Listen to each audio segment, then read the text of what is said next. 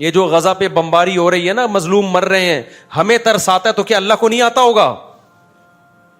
لوگ دیکھتے ہیں نا ویڈیوز میں بچوں کیسے خون میں لپٹے ہوئے, کیسا دل پگھلتا ہے. آپ کیا سمجھتے ہو اللہ کو کچھ نہیں ہوتا؟ اللہ میں حلم بہت ہے. اللہ کہتے ہیں لا تحسبن اللہ غافلا عما يعمل الظالمون.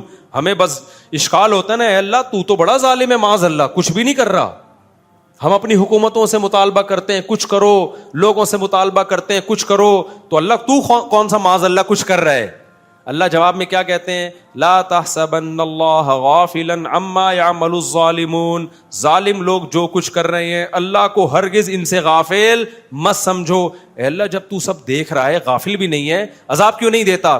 انما یؤخرهم لیوم تشخص فیہ الابصار. اللہ کہتے ہیں میرا حلم ہے, حلم برداشت, میں نے ایک دن رکھا ہے حساب و کتاب کا, اس وقت تک میں ظالم کو مہلت دیتا ہوں. دنیا میں بہت کچھ غلط ہوگا, اس سے بھی زیادہ غلط ہوا ہے دنیا میں. اور اے بھائی پیغمبر زکریا علیہ السلام, پیغمبر کا کتنا بڑا مقام ہوتا ہے. آج کسی ہم جو عبید اللہ بن زیاد کوفہ کا گورنر, اس پہ لعنتیں کیوں بھیجتے ہیں؟ حسین ابن علی کو قتل کیا نا اس نے کربلا میں, نبی کے نواسے کو. پوری دنیا میں کوئی ہے جو اس کا نام احترام سے لے ابن زیاد کا؟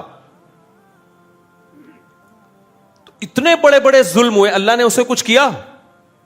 وہ پھر بھی گورنر رہا, نہ معزول ہوا, دندناتا رہا ہے, اپنی طبی موت مرا ہے وہ. آپ خود اندازہ لگاؤ, آج کسی نیک آدمی کو کوئی قتل کرتے انسان کی روح کانپ اٹھتی ہے. نبی کے نواسے کے قتل پہ کیا ہوا ہوگا؟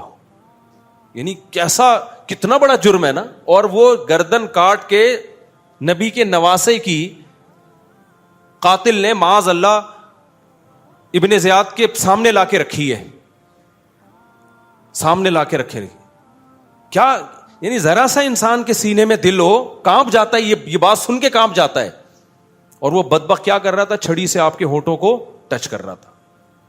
وہاں صحابی رسول نے فرمایا کہ بس کر, میں نے محمد صلی اللہ علیہ وسلم کو کئی بار ان ہونٹوں پہ اپنے ہونٹ رکھتے ہوئے دیکھا ہے. اتنا بڑا مقام ان ہونٹوں کا کہ ان ہونٹوں پہ نبوت کے ہونٹ ٹچ ہوئے. کتنا بڑا ظلم ہوا. تو کوئی زلزلہ آیا؟ کوئی آسمان پھٹا؟ بولو نا, کچھ بھی نہیں ہوا. کیوں؟ یہ آیت بار بار ہمیں تسلی دیتی ہے, لا تحسبن اللہ غافلا. اللہ کہتے ہیں اللہ کو غافل مت سمجھو. اللہ میں حلم برداشت ہے. زکریا علیہ السلام تو پیغمبر تھے, کتنے مبارک پیغمبر. قرآن نے کیسا تذکرہ کیا زکریا علیہ السلام کا. سورہ مریم اٹھا کے دیکھو, جس سے پتہ چلتا ہے اللہ کو زکریا علیہ السلام سے کتنی محبت تھی. یا زکریا انا نبشرک بغلام اسمہ یحییٰ لم نجعل لہ من قبل سمیہ. زکریا علیہ السلام بوڑھے, بیوی 5, ساری زندگی اللہ سے دعائیں مانگتے رہے, محراب میں عبادت کرتے رہے ہیں ساری زندگی. اتنے محبوب پیغمبر. پھر اللہ کہتے ہیں ہم نے زکریا کو بڑھاپے میں خوشخبری دی. انا نبشرک بغلام, اے زکریا تجھے لڑکا بھی ملے گا, اور اس کا نام ہم پہلے سے بتا دیں یحییٰ ہوگا. اور اس نام کا اس سے پہلے اس کائنات میں کوئی شخص, کوئی بیٹا نہیں گزرا. یہ نام بھی ہم سلیکٹ کر کے دے رہے ہیں. اور سیدن و حصورا, وہ سردار ہوگا, انتہائی درجے کا پاک دامن شریف ہوگا. اور یا یحییٰ خذ الکتاب بقوہ, اس کو نبوت ملے گی. کتنے بڑے فضائل زکریا علیہ السلام کے کہ ان کو ایسے بیٹا مل رہا ہے. معمولی تھے کیا جن کو؟ پھر وہ کہہ رہے ہیں اللہ بڑھاپے میں مجھے کیسے بیٹا ملے گا, میری بیوی تو بانجھ ہے بھائی. اللہ جواب میں کیا کہتے ہیں؟ قد خلقتک من قبل, اے زکریا میں نے تجھے پانی سے انسان بنا دیا, تو بڑھاپے میں تجھے اولاد نہیں دے سکتا. پھر اللہ کہتے ہیں میں زکریا کو یہ پروٹوکول کیوں دے رہا ہوں؟ انہم کانوا یسارعون فی الخیرات, زکریا اور اس کی بیوی نیکیوں میں ایک دوسرے سے بڑھ چڑھ کے حصہ لیا کرتے تھے. وَيَدْعُونَنَا رَغَبًا وَرَهَبًا, راتوں کو اٹھ کے ہمارے سامنے ہاتھ پھیلا کر ہم سے جنت مانگا کرتے تھے اور جہنم سے پناہ. یعنی نیک لوگوں کی ساری صفات کس میں تھیں؟ زکریا علیہ السلام میں. حشر کیا بنی اسرائیل نے ان کا. زکریا علیہ السلام کو اس بڑھاپے میں دشمنی میں پکڑ کے ان کے سر پہ آرا چلا کے 2 ٹکڑے کیے. کوئی عذاب نہیں آیا اللہ کی طرف سے. سمجھ میں نہیں آ رہی بات؟ تو آپ کیا سمجھ رہے ہوگے اللہ ایسے ہی بیٹھا ہوگا, اس کو غصہ نہیں آ رہا ہوگا؟ اے بھائی اللہ یہ کہہ رہا ہوگا میرے پیغمبر کو تم نے اس طرح سے چیر دیا, کچھ بھی نہیں ہے, نا نا نا نا.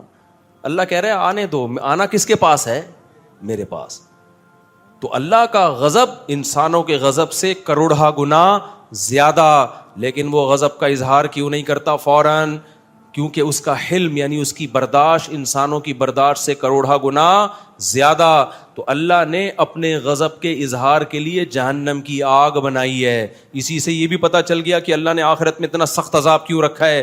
یہ سخت عذاب اللہ کے غضب کا اظہار ہے. جب اللہ ہے تو اس کی ہر طاقت انسانوں سے کروڑہ گنا زیادہ, تو اس کا غضب بھی انسانوں سے کروڑہ گنا زیادہ, اور اس کی رحمت بھی انسانوں سے کروڑہ گنا زیادہ ہے. تو اس کی رحمت کا اظہار جنت کی صورت میں ہوگا, جس سے پتہ چلے گا کہ رحمت کہتے کس کو ہیں, اور اس کا غضب ظاہر ہوگا آگ کی صورت میں, جس سے پتہ چلے گا کہ غضب کہتے کس کو ہیں. تمہیں کیا پتا کہ غصہ کیا ہوتا ہے؟ دیکھو ایک کمزور آدمی جب یا جو غریب آدمی کسی کو دعوت دیتا ہے تو کیسے دعوت دے گا؟ وہ کہے گا کبھی ہمارے پاس آنا, ہم آپ کو کھانا کھلائیں گے. آپ کے ذہن میں آئے گا کہ دال چاول کھلا دیں گے, بریانی کھلا دے گا. بڑا سیٹ جب کہے گا نا بیٹا ہماری دعوت میں آنا, پتا چلے گا کہ دعوت کہتے کس کو ہیں. اور جو بڑا بدماش ہوتا ہے وہ جب ناراض ہوتا ہے نا, وہ کہتا ہے بیٹا ابھی تو نے غصہ دیکھا نہیں ہے, جب میں تجھے ٹارچر کروں گا نا تجھے پتا چلے گا کہ میرا غصہ ہے کیا. تو انسانوں کے غصے ہیں. تو اللہ نے آگ میں جلانے کا انتظام کیا. اللہ ہم سب کو اس آگ سے بچائے.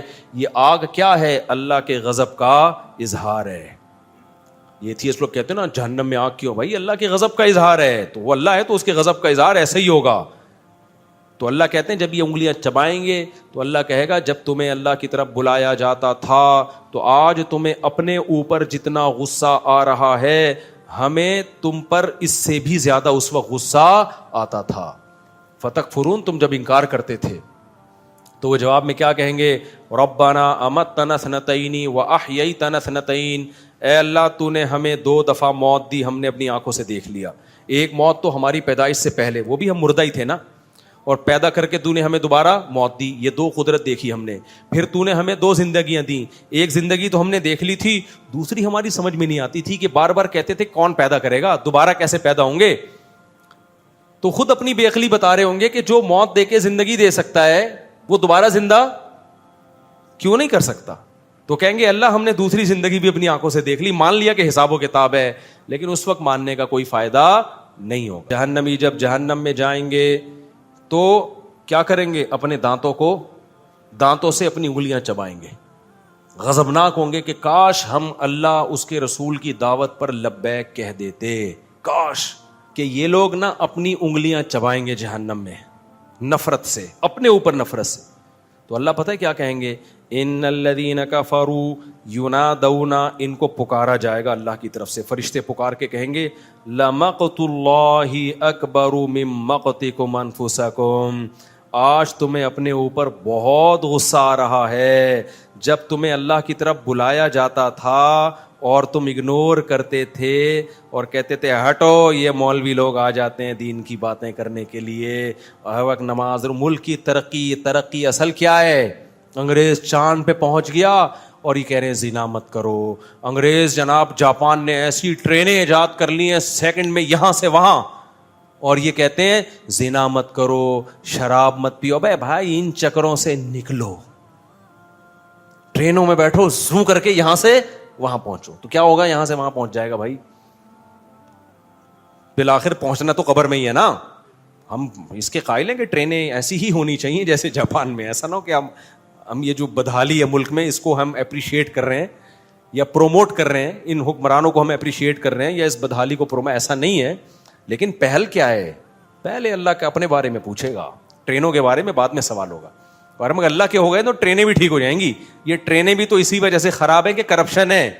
اگر اللہ کا خوف ہوگا تو کرپشن ختم. کرپشن ختم 2 چیزوں سے ہوتی ہے, اللہ کے خوف سے یا قانون سے. انگریزوں نے قانون مضبوط کر لیا, وہاں بھی اللہ کے خوف سے نہیں ہے اتنا زیادہ کوئی مسئلہ, قانون بہت سخت ہے اس لیے کرپشن نہیں ہے. ہمارے ہاں تو بھائی قانون بھی نہیں ہے, اللہ کا خوف بھی نہیں ہوگا, تو برباد ہو جائیں گے ہم لوگ. تو اللہ کیا فرمائیں گے ان سے کہ جب تمہیں دنیا میں اللہ کی طرف بلایا جاتا تھا اور تم تکبر کرتے تھے تو اللہ کو تم پر اس سے بھی زیادہ غصہ آتا تھا جتنا تمہیں آج اپنے اوپر آ رہا ہے, اس سے بھی زیادہ غصہ آتا تھا. لیکن دنیا دار آدمی کیا کہتا ہے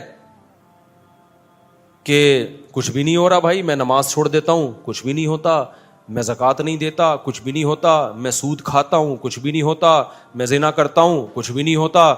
تو اللہ کہتے ہیں کہ مجھے اس سے بھی زیادہ غصہ آتا تھا جتنا تمہیں آج آ رہا ہے.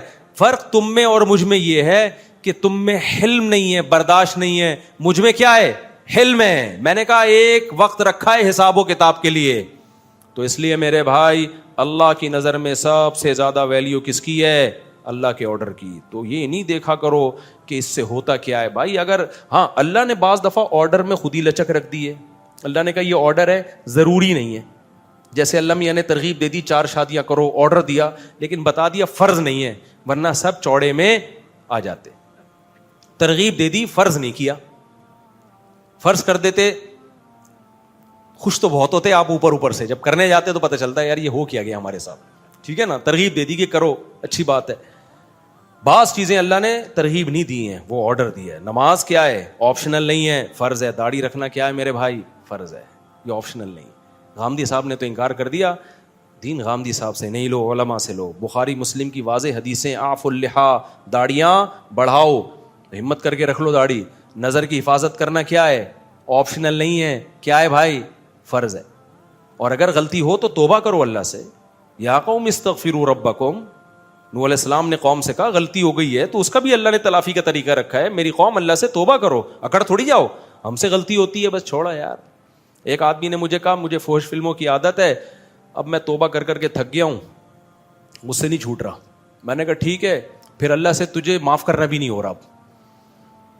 تو توبہ کر کر کے تھک سکتا ہے, تو اللہ کہے گا کہ جب تجھ سے توبہ نہیں ہو رہی ہے تو میں کوئی معاف کرنے کا میں نے ٹھیکہ نہیں لیا ہوا. انلزمکموھا وانتم لھا کارہون. جب اللہ معاف کرنے کے لیے تیار ہے تو پھر وہ گالی نکل رہی ہے منہ سے, کیا کریں, تو کم بخت کر لینا توبہ.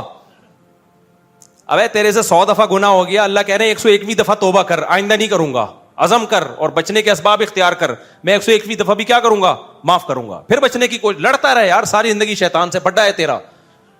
کلابازیاں شیطان کو تو کبھی گرا دے, کبھی شیطان تجھے پھڈا رہے. جس دن تو نے ہتھیار ڈال دی ہے نا کہ مجھ سے نہیں ہوتا, اللہ کہے گا پھر مجھ سے بھی نہیں ہوتا. صحیح ہے نا. جب تک عاجزی دکھاتا رہے گا نا, لڑتا رہے گا اللہ سے. اللہ سے لڑنے کا مطلب معافیاں مانگتا رہے گا. تو اللہ کہتا ہے 100 دفعہ توبہ ٹوٹے, 101ویں دفعہ بھی قبول کروں گا میں.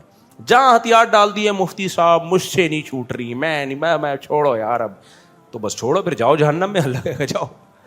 اس لیے بھائی گناہ ہو بھی رہا ہے نا تو توبہ کا تعلق اللہ سے ختم مت کرو, پھر چھوڑو. بد نظری ہو گئی پھر توبہ کرو, پھر ہو گئی پھر توبہ کرو, پھر ہو گئی پھر توبہ کرو.